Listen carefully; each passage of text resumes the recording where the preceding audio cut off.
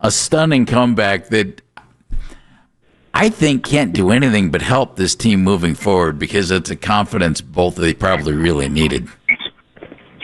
Wow. I can't remember the last time I saw a finish like that. It was absolutely incredible. And I think the key thing here is they all did work together to pull this off. It took offense, defense, and special teams. And even though the offense didn't do its job earlier in the game, it did its job when the game was on the line.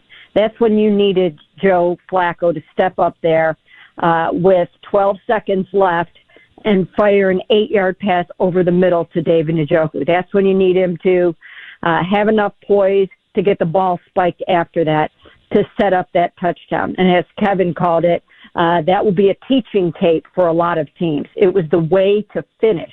The Browns didn't used to finish, and I think that that's going to carry them through some other games this season as well.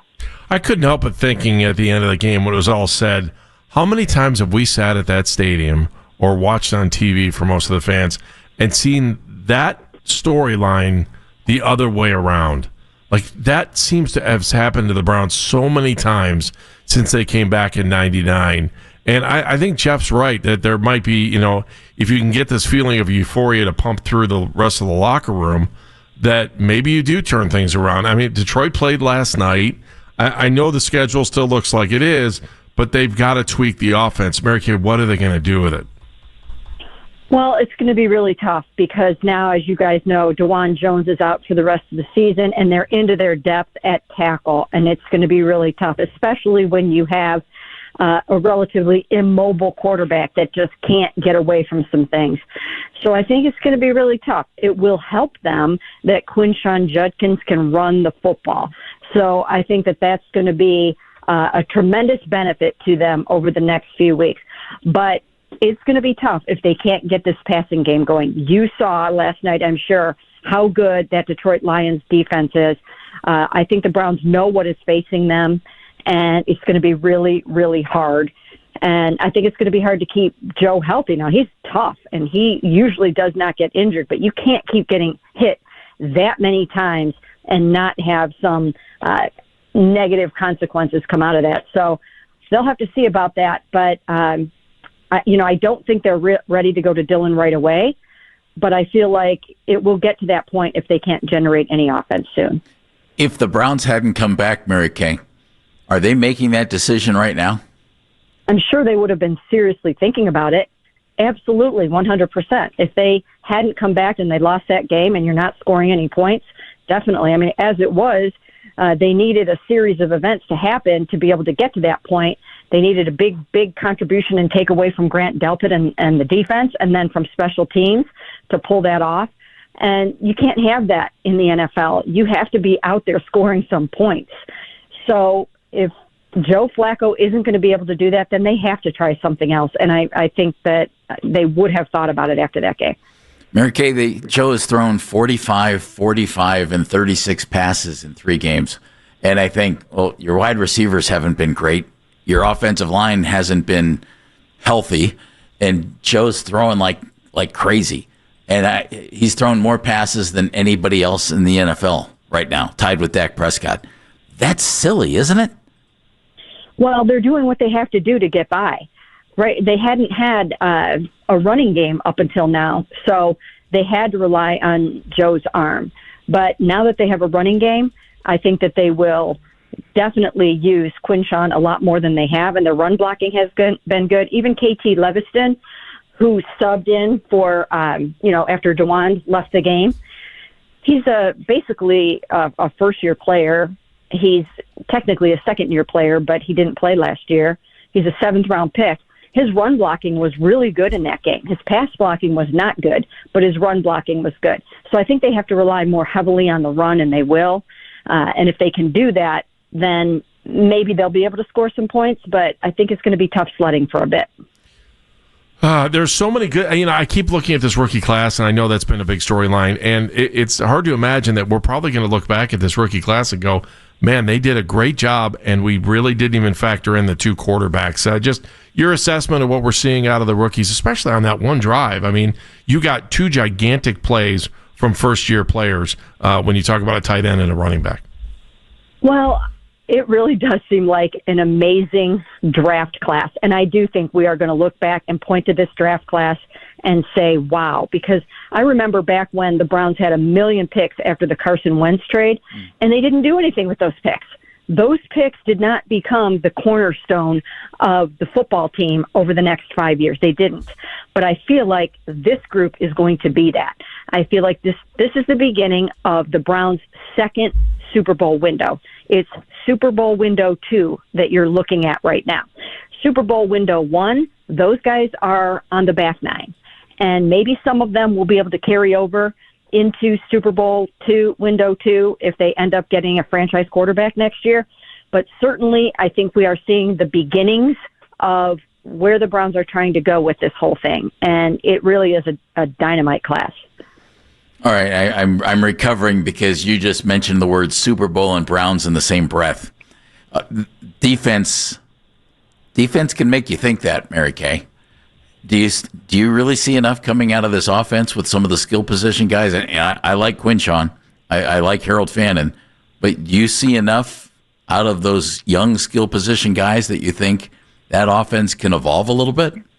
Well, I'm not talking about necessarily this season. I know that. Yeah. Yes, I do think this offense can evolve. I mean, my goodness, all you have to do is look at Quinshon and Harold Fannin to see the vision of where they're going with this, and then you see what the young guys on defense have been able to do so far. And we haven't even really talked about Dillon Sampson yet. I think that he can really help and turn into something. And then, of course, as you mentioned, the quarterbacks. We'll see what the quarterbacks have. But those guys, it'll be interesting to see if one or both of those guys can step up and become NFL starters. So I think it looks like an amazing class, and I do think that this is the beginning of the next Super Bowl window. What they have to do, however, is rebuild the offensive line. Yeah. The offensive line, they're kind of coming to the end of the road for some of them, and I think that that's an area, it's got to be a point of emphasis over the next year. Mary Kay, what did we learn about our next opponent, and what did we learn about what we were against the Ravens by watching last night's game? What a tough opponent this is. They're sound in all three phases of the game.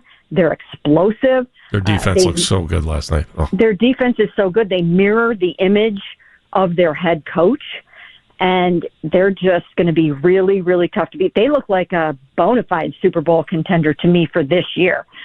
So I think that it's going to be a very, very tough and difficult game. I think that Dan Campbell is smart enough to preach to them just how good this defense is that's coming in.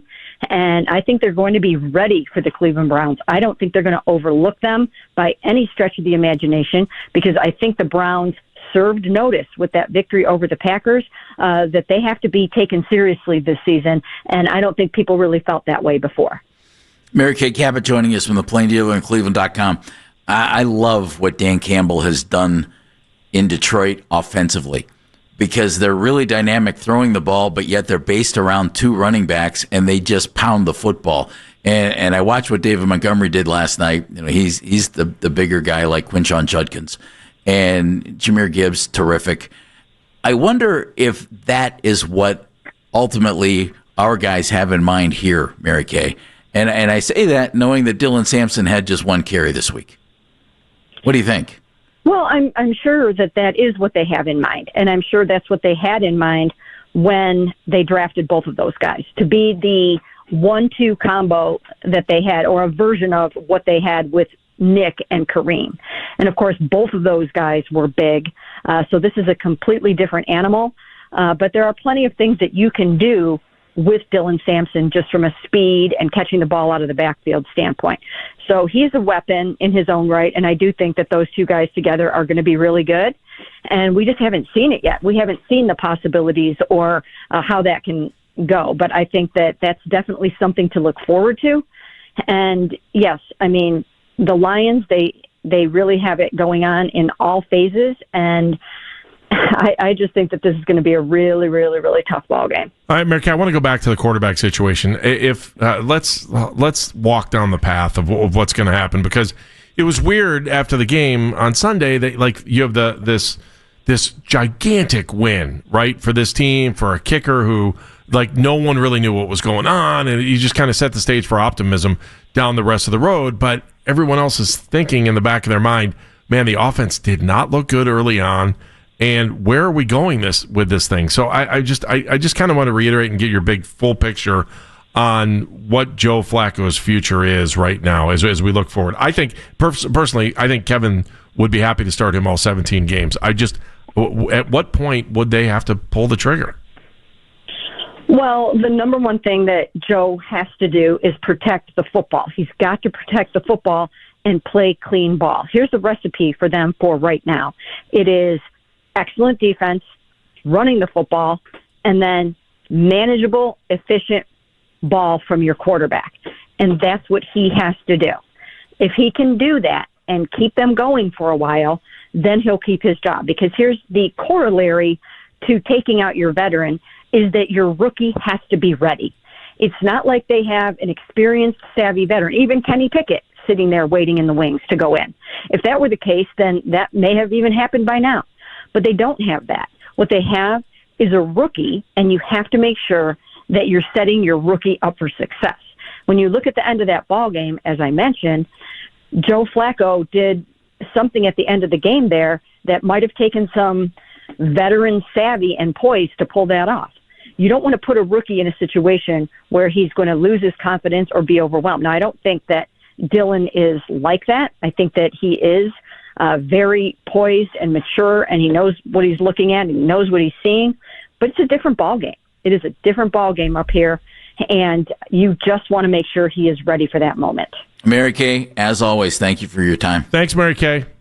Thank you, guys. Mary Kay Cabot, Plain Dealer, Cleveland.com.